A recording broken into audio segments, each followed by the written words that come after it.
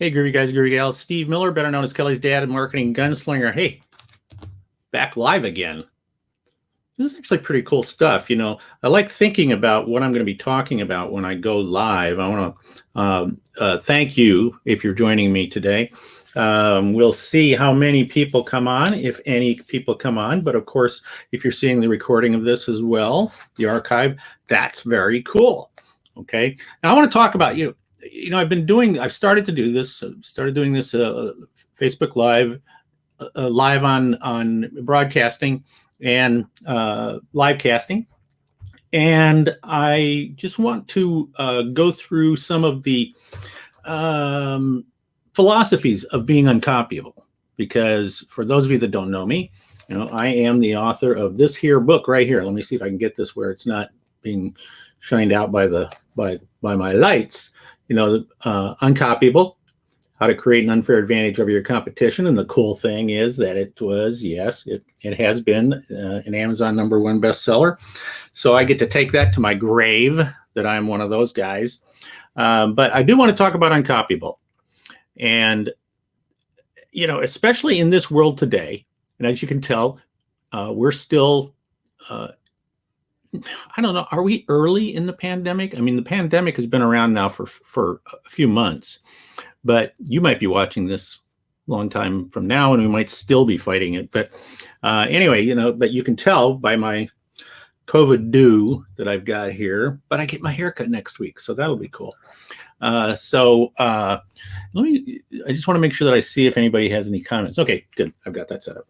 So I want to talk about Uncopyable, because as we start to adjust to this new reality, and as businesses are adjusting to the new reality, primarily, I work with B2B businesses, but this is all still applicable to B2C. And a lot of examples that I use are great B2C companies. But today I want to talk a little bit about a word that is bandied about a lot. And I'm guilty of it too. I use it in my book, and that is creating an uncopyable attachment with your customer base, and that one of the ways to do that is to create an uncopyable experience. And we hear a lot of companies, a lot of people who write about business and talk about. They say, "Oh, you have to create a better experience than everybody else." They actually don't really get into discussing what exactly does that mean. Because you see, the idea is, the first thing we need to assume, we have to assume this, that as our customer base comes back into business and they get back into their offices again, if they ever do get back into their offices, and that they are going to be looking at suppliers probably a little differently. And even if you've had a long-term relationship with them, they are reevaluating who they work with, because there are new rules that are part of this. It's not just I really don't like the term new normal, but I prefer it's kind of like the next reality. But there are definitely new rules that are coming into place. For example, and I talked about this the other day, that that cleanliness is now part of the discussion, pretty much for everybody, regardless of what you're doing, right? And compliance is another thing, is being in compliant with the new rules, the new laws that are in place today. So when we talk about the experience, and people say, "Oh, create a great customer experience," and they don't really talk about what that means. And the fact of the matter is that it can mean a whole bunch of stuff. Now, in my book, I talk about a lot of the different ways that you can define experience, but you drill down from experience. It's not so much that you're creating an experience for people, but it's that you are choosing something that impacts their experience. You're choosing something that you are going to be so good at that it will be very, very difficult for somebody to copy you. So I thought what I would do is in today's episode, so to speak, of right now I'm calling it Uncopyable Competition, because that's kind of what it is that we want to separate ourselves from the crowd. And so I thought today I would share 3 examples of how you can impact the experience that somebody has. And and keep in mind that you don't have to do all this stuff, right? I mean, I was just making up, going through my list of the different ways to impact an experience, and I'm just writing them down here. I've got about 10 or 11 different ways written down, and so I'm going to share 3. Okay, and the first one I'm going to share, the one way to impact an experience with customers is to have. I'm going to share something here, and I'm going to share this page with you first. Okay, and this is from the Patagonia website. How do they make themselves uncopyable? How do they impact the experience of customers? And their big thing is helping with the environment, right?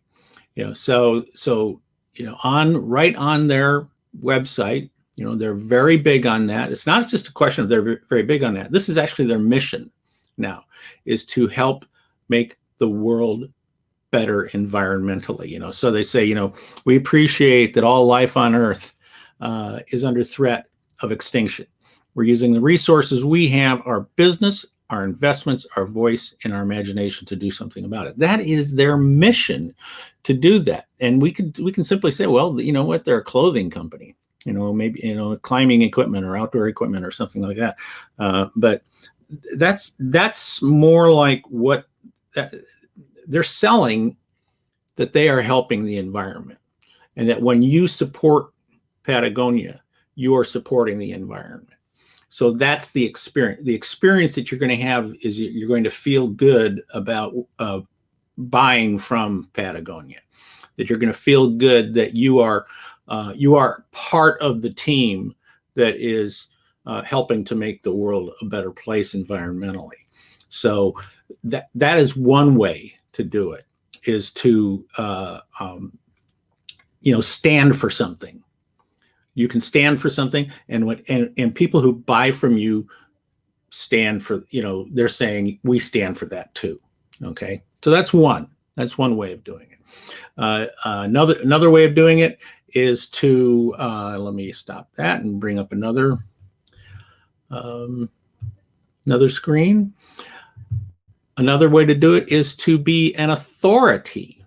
Now, here's an interesting website. It's called the Davis Law Group, and one of the things that they have, we came across them because my smoking hot wife Kay was listening to the radio one morning, which she does when she's getting ready for the day, and she heard this commercial for the Davis Law Group.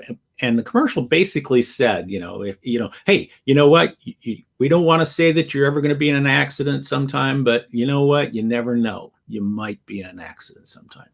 And we'd like to help you be prepared for that, and to understand exactly how to handle a situation and what you can do, and maybe some of the things about what are your rights and stuff like that.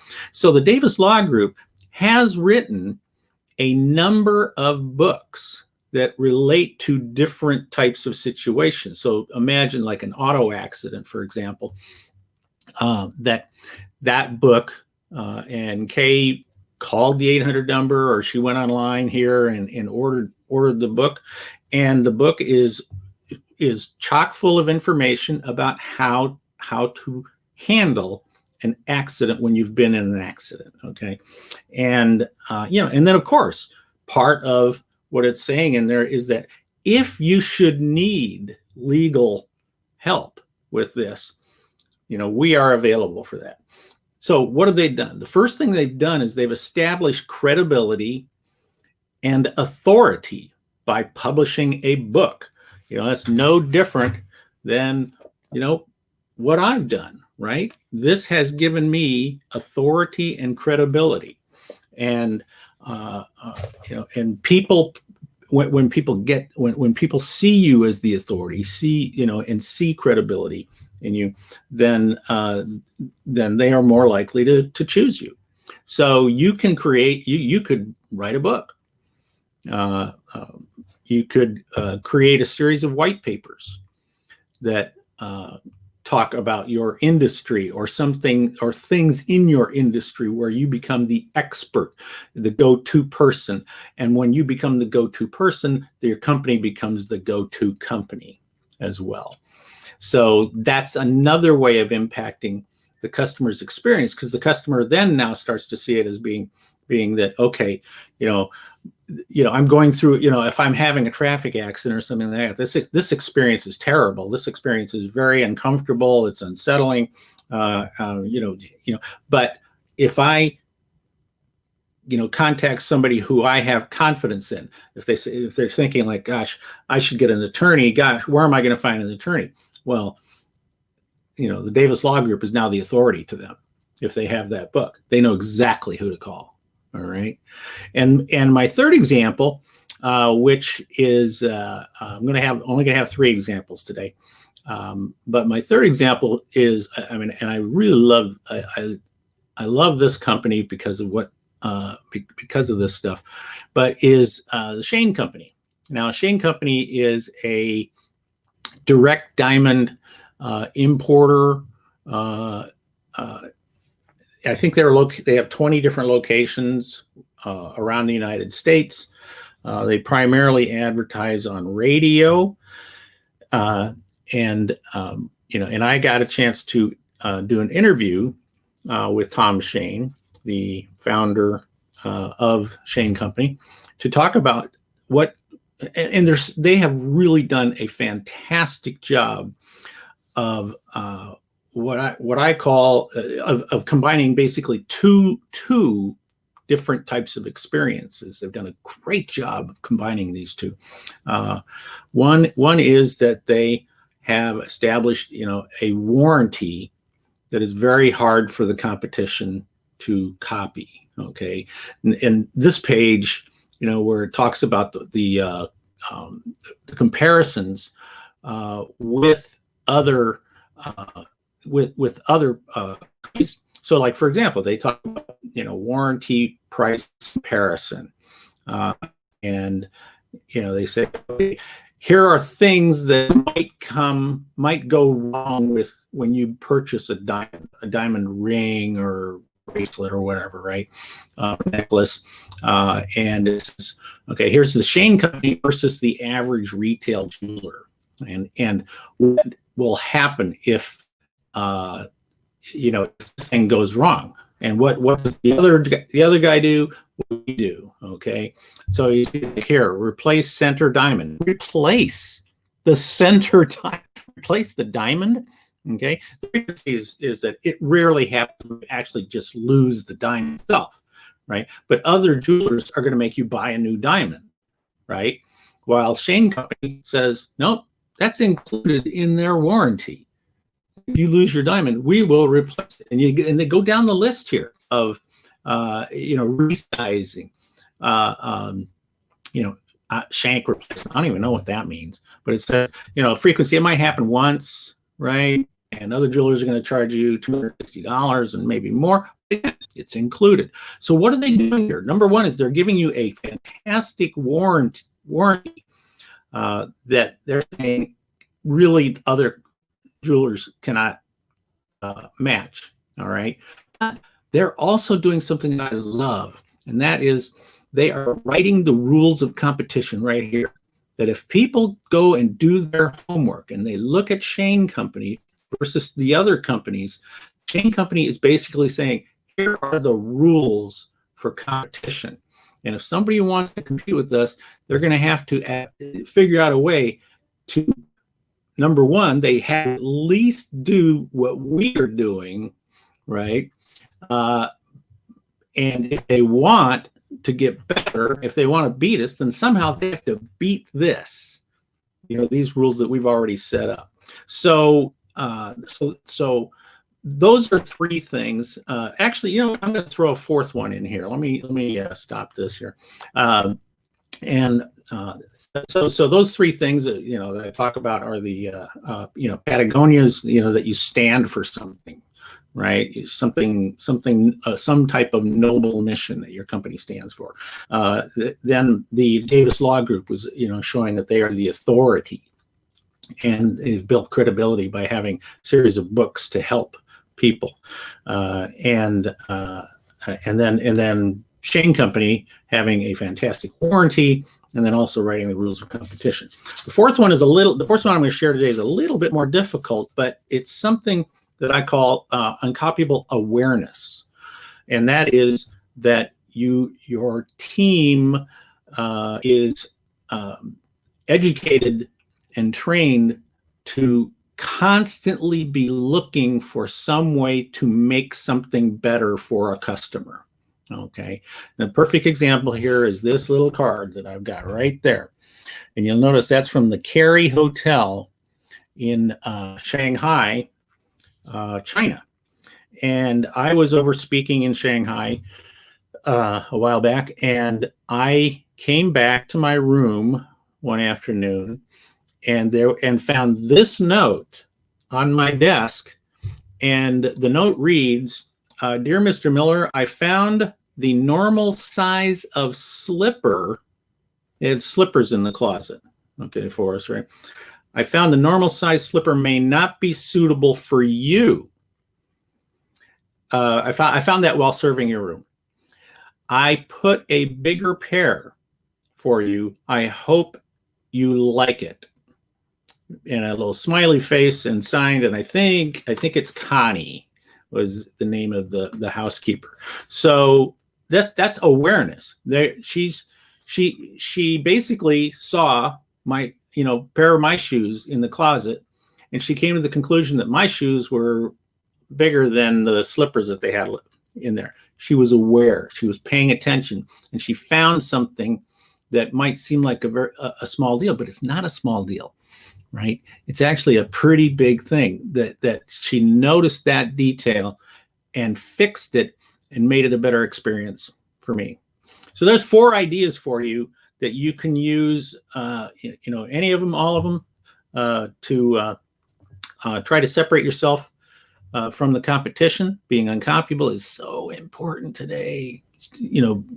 People don't buy us because we're similar to the competition anymore. And with all the new things and new regulations and new rules coming out, we have to find ways to separate ourselves from the competition that make it very, very difficult for the competition to catch up with us. So that's it for today. Hope you liked that. Hope you got some good stuff out of that. This is Steve Miller, better known as Kelly's Dad and Marketing Gunslinger. Always remember to be uncopyable, and I will be back again probably tomorrow. See ya.